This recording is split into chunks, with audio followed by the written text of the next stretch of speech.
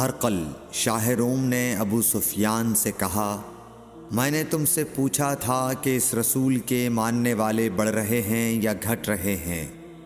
تو نے جواب میں بتلایا کہ وہ بڑھ رہے ہیں۔ ٹھیک ہے، ایمان کا یہی حال رہتا ہے یہاں تک کہ وہ پورا ہو جائے۔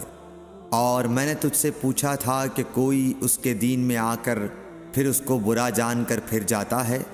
تو نے کہا نہیں۔ اور ایمان کا یہی حال ہے، جب اس کی خوشی دل میں سما جاتی ہے تو پھر اس کو کوئی برا نہیں سمجھ سکتا۔ صحیح بخاری حدیث نمبر 51۔ حضور اکرم صلی اللہ علیہ وسلم فرماتے تھے، حلال کھلا ہوا ہے اور حرام بھی کھلا ہوا ہے، اور ان دونوں کے درمیان بعض چیزیں شبے کی ہیں جن کو بہت لوگ نہیں جانتے کہ حلال ہیں یا حرام۔ پھر جو کوئی شبے کی چیزوں سے بھی بچ گیا اس نے اپنے دین اور عزت کو بچا لیا، اور جو کوئی ان شبے کی چیزوں میں پڑ گیا اس کی مثال اس چرواہے کی ہے جو شاہی محفوظ چراگاہ کے آس پاس اپنے جانوروں کو چرائے۔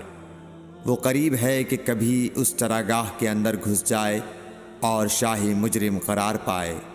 سن لو، ہر بادشاہ کی ایک چراگاہ ہوتی ہے، اللہ کی چراگاہ اس کی زمین پر حرام چیزیں ہیں، پس ان سے بچو۔ اور سن لو، بدن میں ایک گوشت کا ٹکڑا ہے، جب وہ درست ہوگا سارا بدن درست ہوگا، اور جہاں بگڑا سارا بدن بگڑ گیا۔ سن لو، وہ ٹکڑا آدمی کا دل ہے۔ صحیح بخاری حدیث نمبر 52۔ عبد القیس کا وفد جب حضرت صلی اللہ علیہ وسلم کے پاس آیا تو آپ نے پوچھا کہ یہ کون سی قوم کے لوگ ہیں یا یہ وفد کہاں کا ہے؟ انہوں نے کہا کہ ربیعہ خاندان کے لوگ ہیں۔ آپ صلی اللہ علیہ وسلم نے فرمایا، مرحبا اس قوم کو یا اس وفد کو، نہ ذلیل ہونے والے نہ شرمندہ ہونے والے، یعنی ان کا آنا بہت خوب ہے۔ وہ کہنے لگے، اے اللہ کے رسول صلی اللہ علیہ وسلم، ہم آپ کی خدمت میں صرف ان حرمت والے مہینوں میں آ سکتے ہیں، کیونکہ ہمارے اور آپ کے درمیان مضر کے کافروں کا قبیلہ آباد ہے۔ پس آپ ہم کو ایک ایسی قطعی بات بتلا دیجئے جس کی خبر ہم اپنے پچھلے لوگوں کو بھی کر دیں جو یہاں نہیں آئے، اور اس پر عمل درآمد کر کے ہم جنت میں داخل ہو جائیں۔ اور انہوں نے آپ سے اپنے برتنوں کے بارے میں بھی پوچھا۔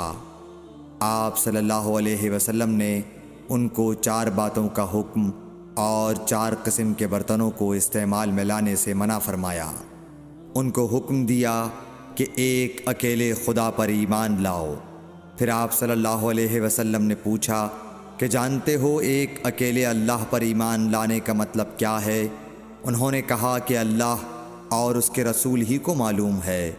آپ نے فرمایا کہ اس بات کی گواہی دینا کہ اللہ کے سوا کوئی معبود نہیں، اور یہ حضرت محمد صلی اللہ علیہ وسلم اس کے سچے رسول ہیں، اور نماز قائم کرنا اور زکوٰۃ ادا کرنا اور رمضان کے روزے رکھنا، اور مال غنیمت سے جو ملے اس کا 5واں حصہ مسلمانوں کے بیت المال میں داخل کرنا، اور 4 برتنوں کے استعمال سے آپ صلی اللہ علیہ وسلم نے ان کو منع فرمایا، سبز لاکھی مرتبان سے اور کدو کے بنائے ہوئے برتن سے، لکڑی کے کھودے ہوئے برتن سے اور روغنی برتن سے، اور فرمایا کہ ان باتوں کو حفظ کر لو اور ان لوگوں کو بھی بتلا دینا جو تم سے پیچھے ہیں اور یہاں نہیں آئے ہیں۔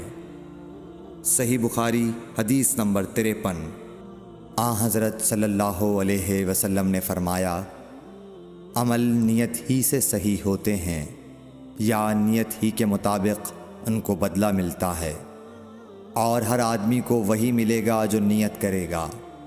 پس جو کوئی اللہ اور اس کے رسول کی رضا کے لیے ہجرت کرے اور اس کی ہجرت اللہ اور اس کے رسول کی طرف ہوگی، اور جو کوئی دنیا کمانے کے لیے یا کسی عورت سے شادی کرنے کے لیے ہجرت کرے گا تو اس کی ہجرت انہی کاموں کے لیے ہوگی۔ صحیح بخاری حدیث نمبر 54۔ حضرت صلی اللہ علیہ وسلم نے فرمایا، جب آدمی ثواب کی نیت سے اپنے اہل و عیال پر خرچ کرے بس وہ بھی اس کے لیے صدقہ ہے۔ صحیح بخاری حدیث نمبر 55۔